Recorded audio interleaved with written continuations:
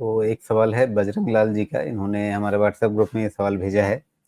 Lloyd engineering works, इसमें क्या लंबी अवधि के लिए निवेश किया जा सकता है? ये महंगा लग रहा है, लेकिन पहले भी इससे ज़्यादा पीई पर रह चुका है, ये कह रहे हैं। ये पी तो रिफ्लेक्शन है आपके ग्रोथ का। तो अगर आप ग्रोथ है आपके पास तब तो आप पी रखिए, कोई दिक्कत नहीं है, हाई पी में भी कोई दिक्कत नहीं है। लेकिन ग्रोथ नहीं है तो फिर हाई पी कभी ना कभी नॉर्मल तो हो ही जाएगा।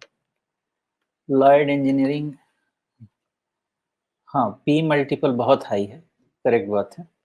लेकिन आपको उसके अगेंस्ट में कंपनी ग्रोथ दे रही है, मेरे हिसाब से टर्न अराउंड केस होना चाहिए, kind of turn around case ही है, यस। ठीक है, बहुत अच्छे से इनके अर्निंग्स में इम्प्रूवमेंट हो रही है, लेकिन अब अर्निंग्स आपके ना थोड़े प्लेट्यू भी हो रहे हैं। सेल्स गिरना भी शुरू हो गया है और प्रॉफिट फ्लैट होना भी शुरू हो गया है।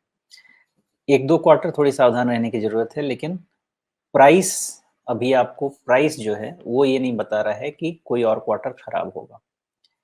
प्राइस क्या कह रहा है वो सुन लेते हैं। तो वैल्यूएशन महँगा है, ग्रोथ मेंटेन करना पड़ेगा जो कंपनी कर रही है, और अगर ये मेंटेन होता है तो प्राइस और भी बढ़ सकता है। फिलहाल जो है, इसने एक लो बनाया है करीब-करीब 73 पे, वही लो को मेंटेन कीजिए, या 70, एक ₹1 का और डेविएशन रख लीजिए। अगर ये होल्ड करता है तो इसमें भी और भी अपसाइड आनी चाहिए, कोई दिक्कत होनी नहीं चाहिए।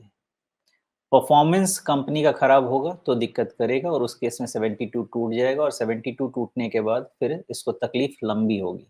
72 तकलीफ टूटने के बाद इसको तकलीफ कम से कम ₹60 प्लस माइनस ₹2-3 तक की तकलीफ हो सकती है। तो इस चीज़ का ध्यान रख के आप इसमें काम कीजिए, बिकॉज़ इस समय आपको प्राइस लेवल से ही जाना पड़ेगा। फंडामेंटली कंपनी महँगी है। 1 क्वार्टर में सेल्स प्रॉफिट स्टैग्नेशन दिख रहा है। अगर ये कंटिन्यू होता है तो ठीक नहीं है, लेकिन अगर यहाँ से रिकवरी 1 क्वार्टर अगर एबरेशन के हिसाब से हो जाता है, रिकवरी आ जाती है, तो 72 नहीं टूटेगा। जी। नहीं, लेकिन शोमेश, अगर इसमें जो सालाना आंकड़े हैं उसके हिसाब से चलते हैं, ये ज़रूर हमें दिख रहा है कि भई ठीक है, आपके लिए 2020-21 और फिर 21-22 के साल जो हैं वो खराब निकले थे।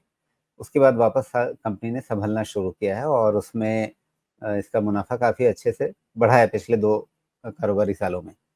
लेकिन अ, मतलब आप हर साल अपना मुनाफ़ा दोगुना करते जाएँगे, ऐसा तो होगा नहीं ना, फिर कहीं पे तो आप रुक जाएँगे। तो आज की तारीख में अगर आप 80 करोड़ के सालाना मुनाफ़े पे बैठे हुए हैं, तो उसके हिसाब से आपका 108 का पीई चल रहा है। अब ऐसा तो है नहीं कि अ, अगले कारोबारी साल में आपका 80 का 160 हो जाएगा। बिल्कुल, बिल्कुल सही पॉइंट है।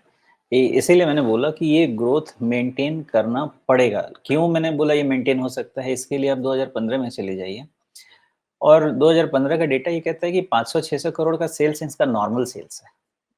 तो अभी जो ये रेट लेके आ रहे हैं ना, ये मान सकते हैं, अगर हम इस लंबे समय के डेटा को थोड़ा देख लें, तो मान सकते हैं कि ये रेट इनका नॉर्मल रेट है, जो ये टर्न अराउंड होके आ रही है। ग्रोथ, एक्चुअल ग्रोथ थोड़े कंसोलिडेशन के बाद अब आनी चाहिए, अगर ग्रोथ आनी है तो। नहीं तो मैं 10 साल पहले के सेल्स पे भी पहुँचा तो क्या ग्रोथ?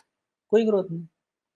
तो इनको अगर आगे बढ़ना है तो ये ग्रोथ मेंटेन करना पड़ेगा। ये चीज़ आप सही कह रहे हैं राजीव जी, कि ये जो ग्रोथ है ना, ये नॉर्मलाइज़ेशन होगा। मतलब धीरे-धीरे ये जो इनका जो ग्रोथ का सीएजीआर चल रहा है ना, कुछ 50-100% के आसपास का, ये सब चीज़ कम होगा। ये सब 20-25% वाले रेंज में आएगा, और आना चाहिए।